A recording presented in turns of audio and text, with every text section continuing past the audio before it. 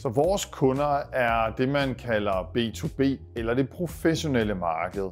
Så det er ikke herre og fru Jensen nødvendigvis.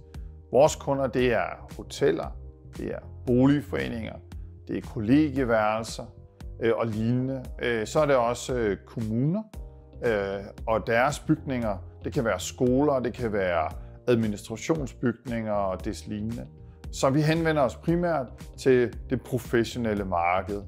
På sigt kommer vi også til at henvende os til det, man kalder B2C-marked eller det private marked, men det er vi ikke klar til endnu.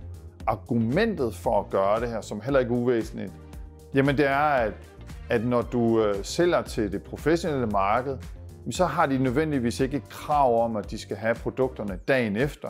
Det kan faktisk gå en måned, måske ligefrem 2 måneder, før de har behov for at have produkterne i hånden.